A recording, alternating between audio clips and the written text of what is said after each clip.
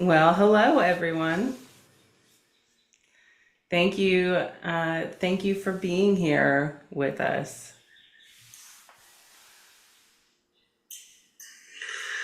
Well, hello everyone. Thank you for being here with us.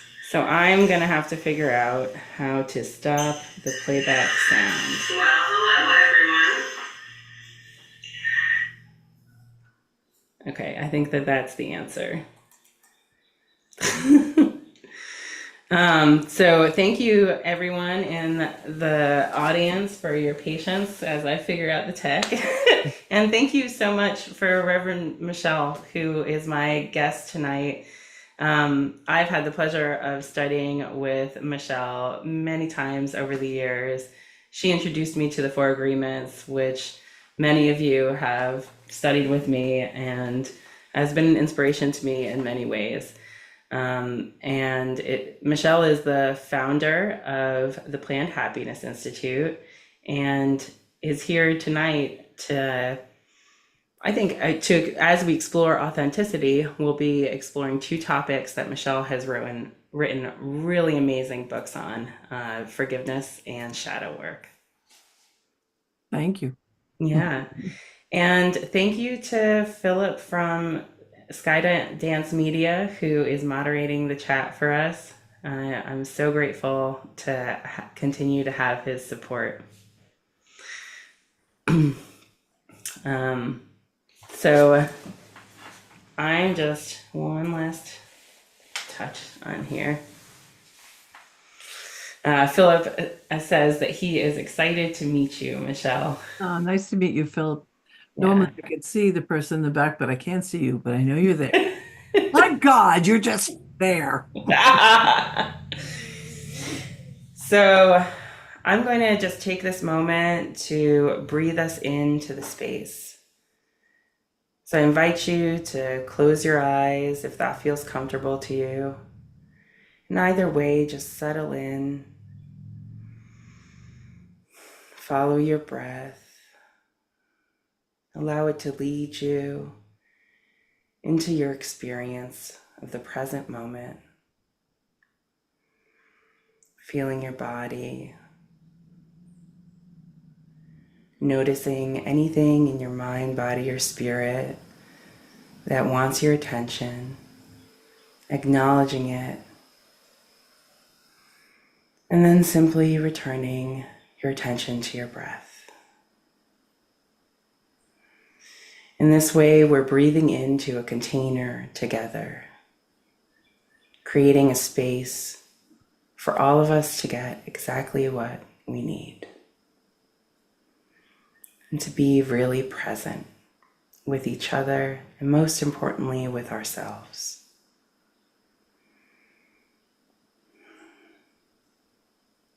As you're ready, you can open your eyes and come back into this space.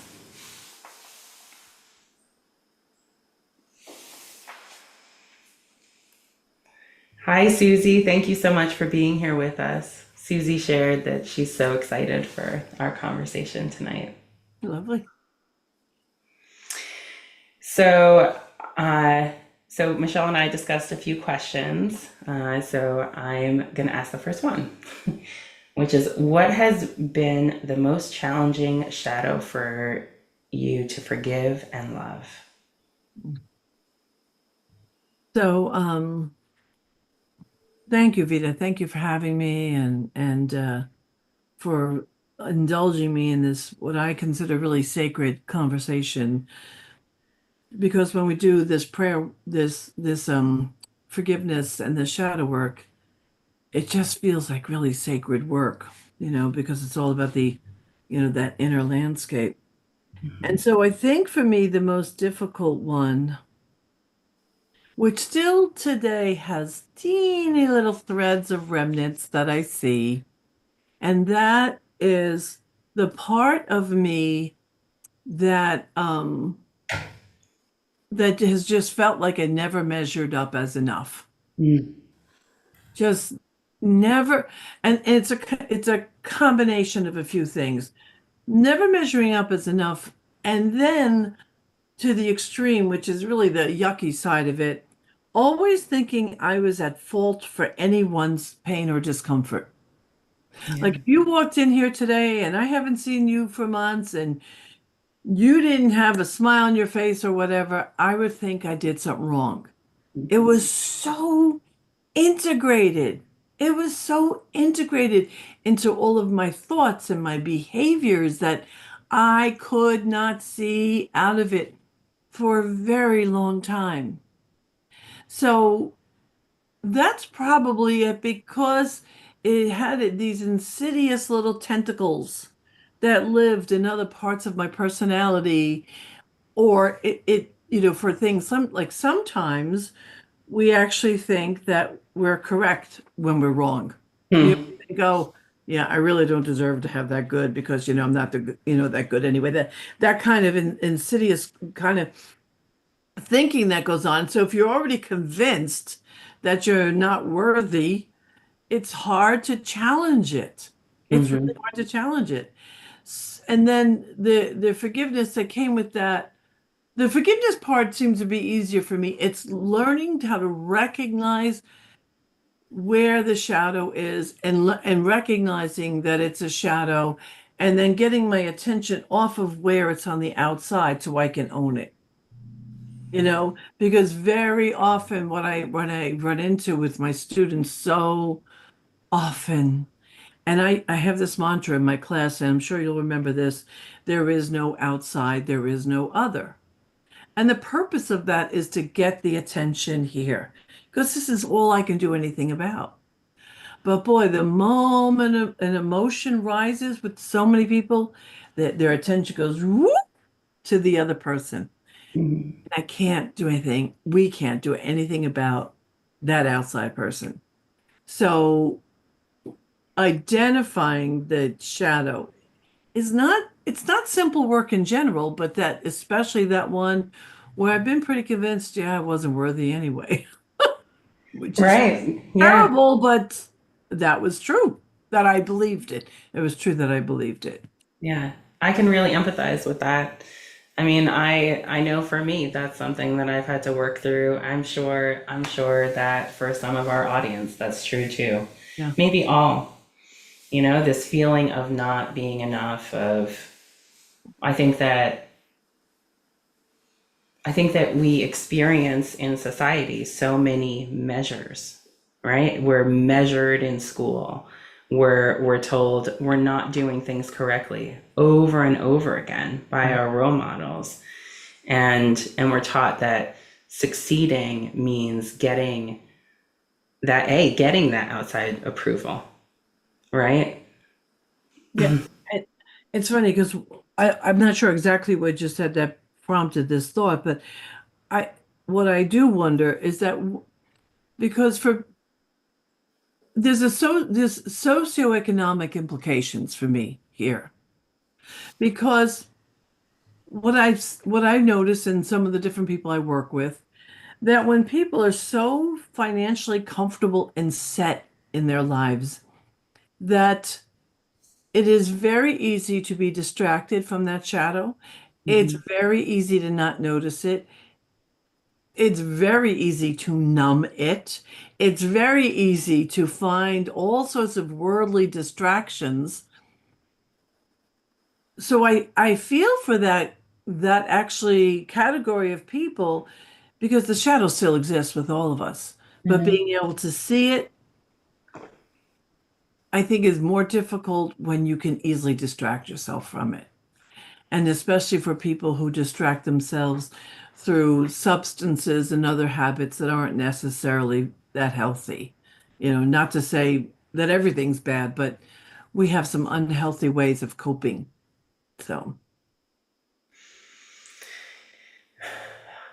I think about, Philip also shared in the chat that we're easiest prey for ourselves, and that he can also empathize with what we're talking about. yeah. Um, but I think about, our coping mechanisms. Like coping is important, Hmm. And there's a line between when something is a coping support versus when it is a compulsion.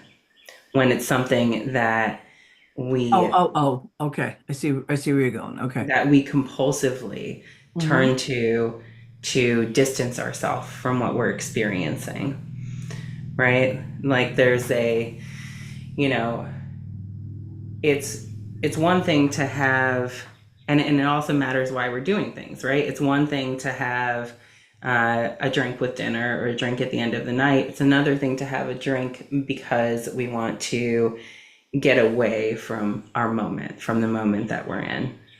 Yeah, and if that moment means you're having a glass of wine all day long in the afternoon and into the evening, it means something else. Sure. For Yeah. me, an easy thing, and I don't know how what you think about is a nap. A Mm. nap provides me with such a healthy, easy reset. Like when all my emotions are up, if I even just take a rest and can relax just enough to let go, I come back out of it and go, oh, there I am. Yeah. I took a 20-minute nap earlier today that was Yeah. so restorative. Um, but that brings to mind how many forms of rest there are that we often like, that we don't talk about as much. When we say rest in common parlance, we're often talking about sleep. And yet there's creative rest, there's, you know, there's like expressive rest, there's rest of like being with friends, there's like all of these things that are types of rest, types of restoration. And it's I think that the more that we all know about our options, the more educated we are, the more we can choose what's right for us in the moment. Yeah, for me,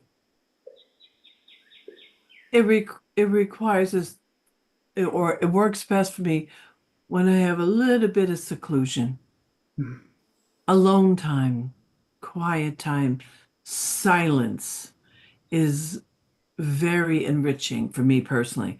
Mm. Yeah, for some people, I know that could be very intimidating for them. Silence for a lot of people is just downright scary. So I think what you're saying is that we have to know ourselves. We have to really know ourselves. Yeah. Yeah. Yeah. Rachel just added, yes, these types of rests are a practice that help me get back into the present and in my body. Mm. And Philip is also a fan of naps and Love me a good nap. yeah. And and And I'm welcome to our new people chiming in the chat. and I thought where I thought you were going before, and I just want to add this in, that there is sometimes a habit we have of avoidance, Hmm. which is not rest.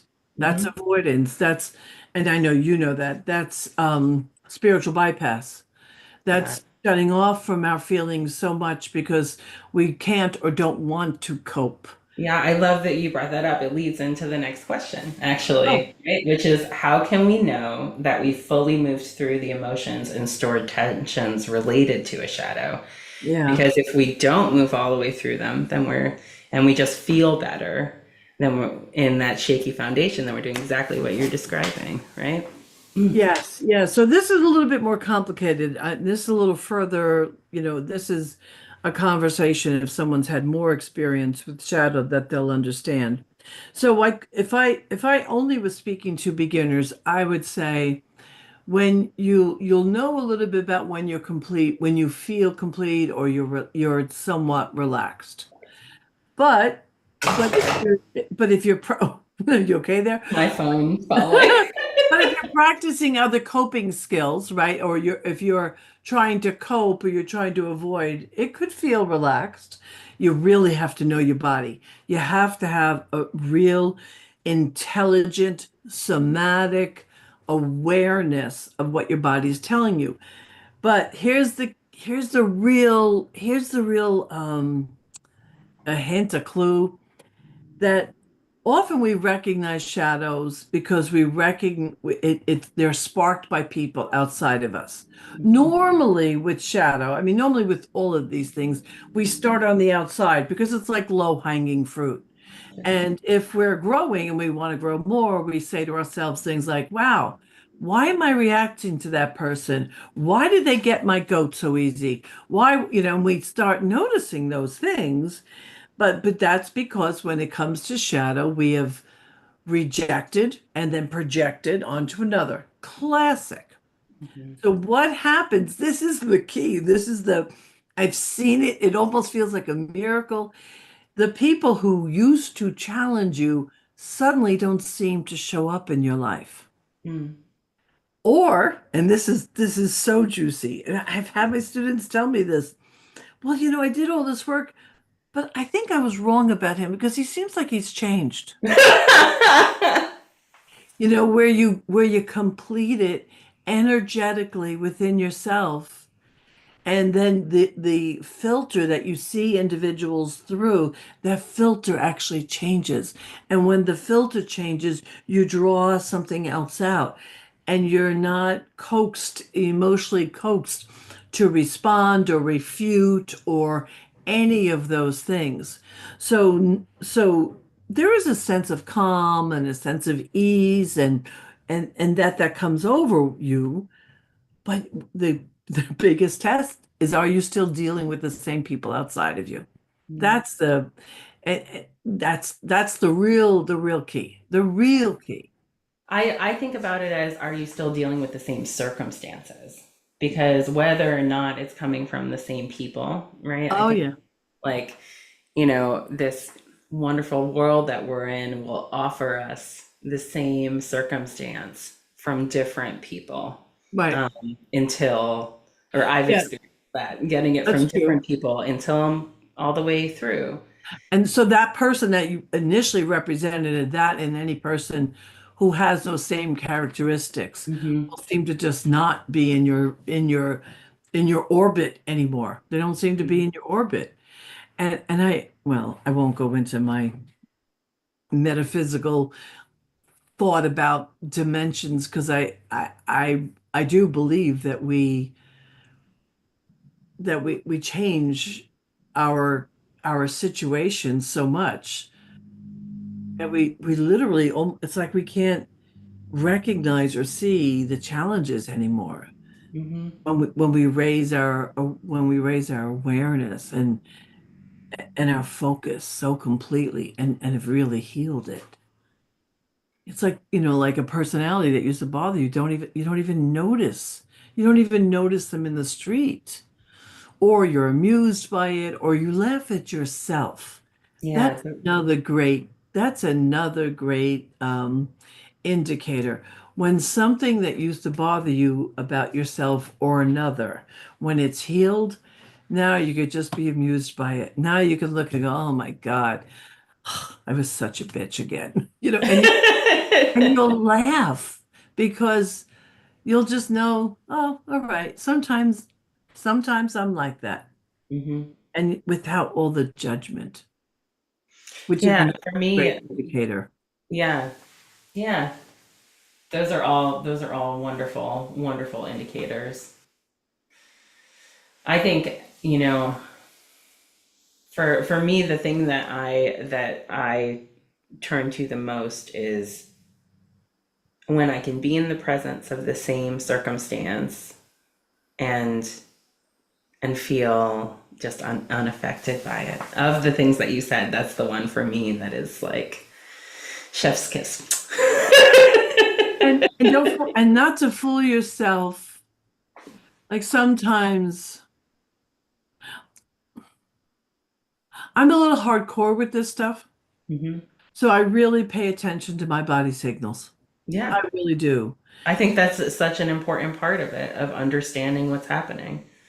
Yeah, so if I've been doing really well and suddenly I have a moment, I'm not going to fool myself. That moment is still worthy of my attention Mhm. because it means there's still some kind of emotional tentacle that's still tied to my inner core, my landscape. Hmm. So I call it being radically honest. I think it's good to be really radically honest with yourself. Yeah. Absolutely. So our final, and also we got Philip is a fan of the word juicy. He's gonna I think be it's all, yeah, me he's gonna too. be using it from now on. Mhm.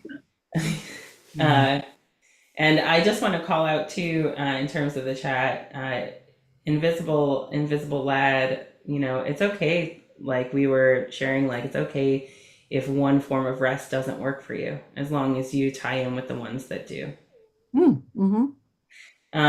So the third question that we were gonna chat about tonight is how do we decide where to start? Start with the low-hanging fruit. Start with your emotional reactions, your knee jerk, especially, especially most specifically, trends and patterns. Notice trends, which is what you said, that characteristic might show up in a few places. Mhm. Notice trends and patterns, knee jerk, when when when suddenly you're in a situation and you don't really want to show it through your face because you're trying to be nice, but inside you're seething. Pay attention. That's all low hanging fruit. And I want to say to you all too, because while I believe in this work and I think there's a place for therapy, if you do this work thoroughly enough, what happens is it's like a dandelion, which you know a lot about. When you remove a dandelion, you move it from the root, from in the ground, not just at the top. So if you do this, if you go to the low-hanging fruit and you do that thoroughly, what will happen is that it will you won't have to you'll build a muscle and you won't have to deal with every little thing that's in front of you because at some point you get the shadow muscle and the forgiveness muscle and you'll begin to look at something and go, yeah, I'm just not picking that up. Hmm. You'll start to recognize that because if you do it regularly, you'll know you live a choice. And Mhm. you'll know, oh, if that person's really bothering me, it's not that person. It's here. Okay, I can clean this up right now. And it becomes easier and it becomes faster. And you can get to a place where you literally don't even get engage. Don't even engage. That's juicy, Philip. Yeah, and I love I'm always translating things to practices. That's how it works in my brain. So for me, what I heard was the practice of knowing what's yours, what's mine, knowing what's mine, and what is part of my external, and and pouring love into what's mine to give myself that support. Okay, I'm thinking. Yeah, I That's know. me thinking. That's okay. It's good. Because I think of it as it's all mine, Mm. which could go into a very deep philosophical question about responsibility and ownership. And I know we don't Well, do that. I appreciate that. We're all one. We're all creating together. We're all co-creating in the moment, right? I mean, it's something I believe. So it's in this space with us, right? And anything that I see outside of me is likely something from me, a shadow being mirrored back to me. Um, and and also in each moment, I'm participating in some specific way. So when I'm thinking about what's mine in the context of that specific practice, I'm thinking about, um, in this moment, what am I embodying? What is present in my body, mind, and spirit inside of my sensation? Because even if I'm not considering the ramifications of mirroring and what's in the circumstance as being part of me, and it's more in that like laser focused way, then I'm finding a thread to pull at, which Philip actually commented that to him it feels like weeding, um, which is a great work rest. And the dandelion, like, and removing, finding the threads to pull at. Um, and I think it, in a way, it is, and also it's like finding the place for everything, right? Full integration is finding the place for every aspect of self, and pouring love into every aspect of self so that we can fully honor in ourselves, and embody our space as we show up in it. Okay. Okay. Would you add to I that? I don't break things down the way you do, so we have some different language. Yeah. Um, yeah, I'm just always recognizing I'm always in a state of observation. Mm, I'm always I swear I think I'm always in a state of observation. So it used to be I would react and go, "Oh crap, look what I just did." And mm, live that way for, a good part of my life. But as I started to be in the practice of because to me observation is a practice, and was able to give it language and was able to really see what was going on, um, it stopped getting away from me. It became easier and easier and easier to not have to do this process because, like I said before, let me say it this way. When I engage another, or I do find myself in a situation where I am triggered, right? I used to have to go through all the shadow processes or forgiveness processes. But because of the consistency of my practice, what I know now, let's say it's Philip. Philip, I'm going to use you. Let's say Philip causes me, he's a trigger for me. But because of my years of practice, I wouldn't look at Philip anymore like he's a problem. I look at him like, oh, he's showing me my growth edge. sure. Yeah. Oh, there's something I need to see. Yeah. So I have appreciation actually now. So if I'm triggered, I go, oh, there's more of me to own. Hmm. Oh, there's more of me to uncover. And if I can get my students to have a sense of appreciation and not be fearful or not feel righteous, because very often we're blinded by our righteousness. So if I can get my students to slow down enough and appreciate that that person that's triggering them, it's like they're a way shower and they're showing you up. This is your growth edge. You got to look at something. So Yeah. we turn to those people. We say thank you. So thank you, Philip. And say thank you instead of making them wrong or trying to understand them, because it has nothing to do with them. Yeah. Nothing to do with them. There's nothing to do with the other. It's Absolutely. what What they're happens inside carrying in of. the room. Yeah. Mhm. Yeah. Yeah. So, thank you for this wonderful conversation, and I wanted to share with everyone the practice of mind shifts, which is one of these beautiful ways that you have illustrated traveling through this process. Hmm. So, if you would share a little bit about what a mind shift is, and Hmm. then how we can create our own mind shifts. Okay. And if I can, just a moment of just a shout out for my shadow book that's on Amazon or Barnes and Noble, Go ahead. just because the work is there. So Yeah.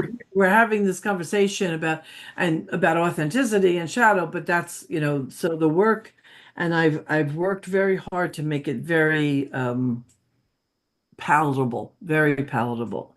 And I beg you to be gentle with yourself throughout. And my students in my classes frequently appreciate me reminding them to be gentle.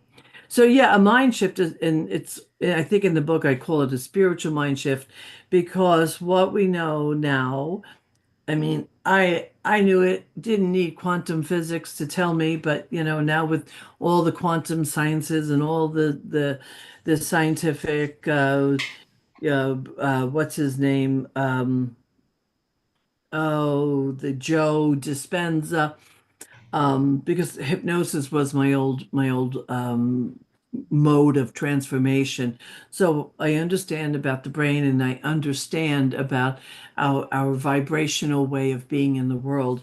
And so a mind shift is what we do to capture and keep our attention, bring that attention into a focused place, and then to co-create the next version of what you want to see happen of yourself through your thought and through your spoken word. It's a combination. And so your what you want to do is, you want, before you would engage in a mind shift, you have to be very clear. What is it that I want to have happen? Okay, I really want to get to a place of peace. So you start with that intention. And then, through paying attention to your intention, you want to speak along with language that describe it. And you want to think in language that describes it. And you want it to be aligned as much as you can with your head and your heart. You want resonance. Because when you bring your head and your heart together, and you co-create through your spoken and unspoken word, the universal energy that creates and recreates, the magic that has us breathe when we don't have to make ourselves breathe, whatever that genius is that created the explosion when the sperm and the egg came together. There's something, right? There's something mystical, magical, intellectual, beautiful, loving that is constantly working on us. And to the degree that we open to it, we allow it to work in our lives. And so a mind shift is simply your human essence deciding along a particular line where you want to go. So I might wake up one day and decide, okay, I just want to know for myself that I am fully ready, willing, and able to accept my good and my greater good as I show up in the world today, as I serve. I am guided, I am guarded, I am protected, and all is well in my worlds. And then I take a breath and I let it go. Just like you let go of the seeds that you plant into soil. I don't know anybody who digs up those seeds to look to see if they're sprouting. Letting go is a very important part of it. Mhm. Um, yeah, that's basically what a mind shift is. And it gets refined the more you do it. And you'll know you've created some kind of shift, because it goes back to the body, when you kind of just feel a sense of connection and completion. Mhm. Yeah. I think I describe it as feeling settled. Yeah. Like, yeah. Yeah. We might feel it differently, but yeah, Yeah. for me, it's just this like, it's, you ever tried an old-fashioned key in a lock, and if you didn't put the key in the lock exactly right, it's not It turning. doesn't turn. Yeah. If you put it in exactly right, click, click, ah. And so for me, that there's a connection that I feel, you Yeah. know. Yeah. No, yeah. I completely, like, your description is completely in line with what I feel. I just think about it, I guess, with different words. Yeah. And what's important, so for the audience, so what's important is to, and any class I ever teach, and any class I teach, no matter what it is, I 99% of the time, and because it's a rare moment that I don't. I start with pre-work and I beg my students, watch your mind. What begin, if you don't normally do it, begin to watch your mind because the clue to who you are and what's going on, what's working or what's not working is all in the chaos or the ease of your mind. Your Mm. mind will tell you where you're at and what you believe. All right. Do you have a do you have a yeah.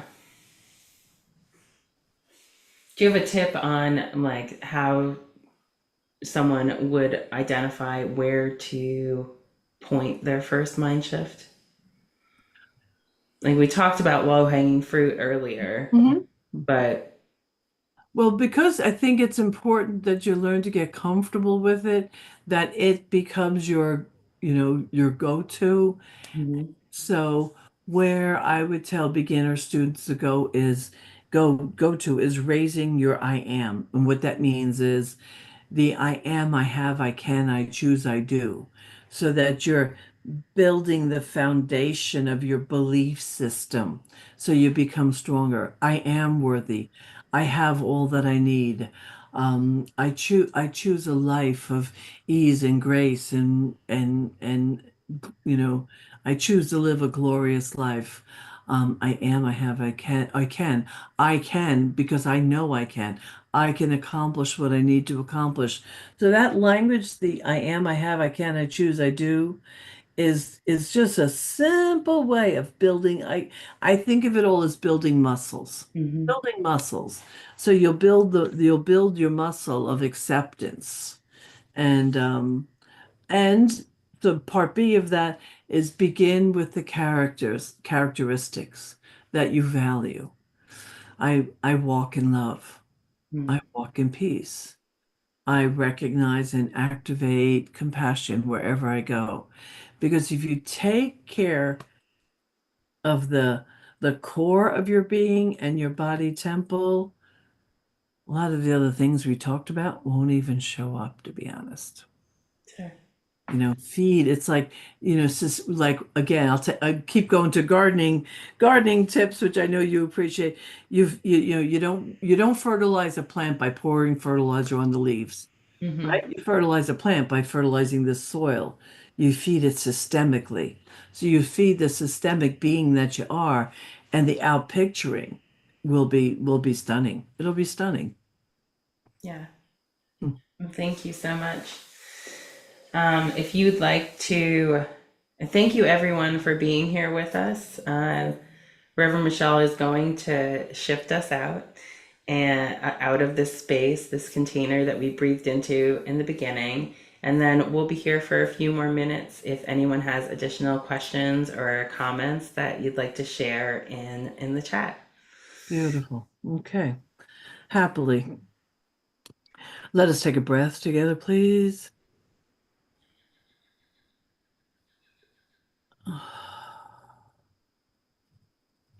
And on that exhalation, recognize that you have emptied yourself, and only an empty vessel can be filled with love, filled with inspiration, filled with focus.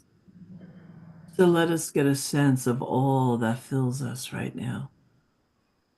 And let us know together that every day, every breath, every beat of our heart, all of these things are to move us into more beautiful alignment with the intuition and the inspiration that is universally making itself available.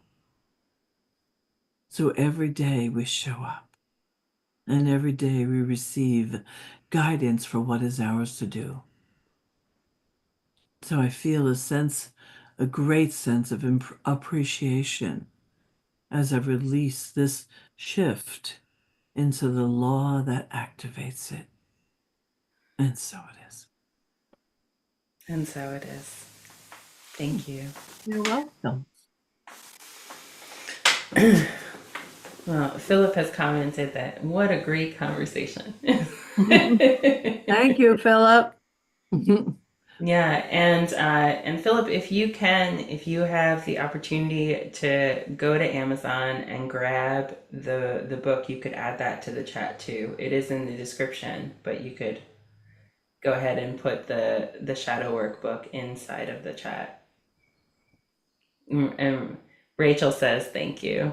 Oh, you're welcome, Rachel. I hope something we said or discussed was supportive for you. Hmm. Life Yeah, is an interesting journey. every moment of it. Every Yeah. moment of it. Yeah. Thank you everyone for just being here with us. I mean, having an audience and participants makes it for me feel so much more rich. You know, this expansive moment, our container becomes larger. Hmm. And, you know, both by the connection to the people who are here live watching with us and the people watching later, all of those energies feeding into each other. Yeah. Yeah, it's beautiful. And, this is something that came to me last night because while I'm finishing the book that I'm finishing right now, number 4 is on my brain. It came in.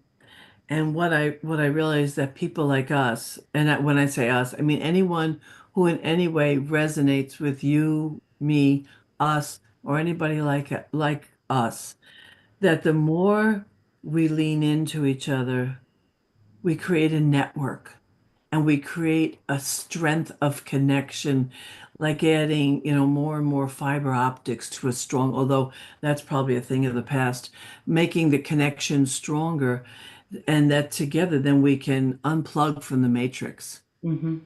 And it's much easier to unplug from the conditioning and the domestication if we create a strong, loving network of intergenerational conversations, not just the young or just the old or just the intergenerational, because then we have value from each other. Yeah, it's You that know, community that can uplift and inspire, absolutely. support us, and keep us going. Yeah. Remind us, that remind us of the options and practices that we have in the moments when we do get distracted or we do get Yeah. overwhelmed by life because we're all being human together. We're all Yeah. just in this experience. Right. But the beautiful thing, if we're connected and I always imagine, and my son plays rugby, so I always think of a scrum when they're like in this huddle together, that if we're in that huddle and you're having a weak moment, we can hold you up easier Mhm. That's right. because we're Yeah. strong. It's like ants. Ants are so strong when they work together. It's amazing what they can do. Yeah. Nature has a lot to teach us. Yeah, it sure does. I mean, and I feel like part of that is remembering how we are as a part of nature instead of creating that separation from nature. Mm-hmm. Yeah, Philip shared that he's feeling much better, and Aw. I'm so glad. Um, I'm so glad.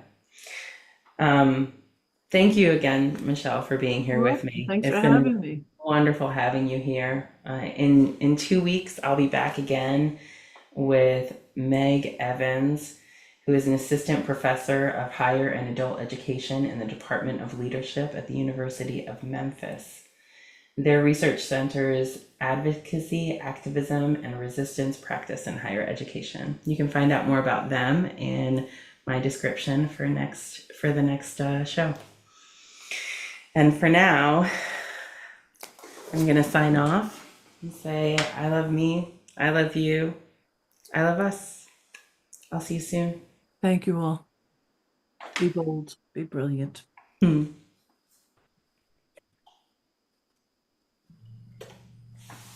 Did you stop it? I believe so.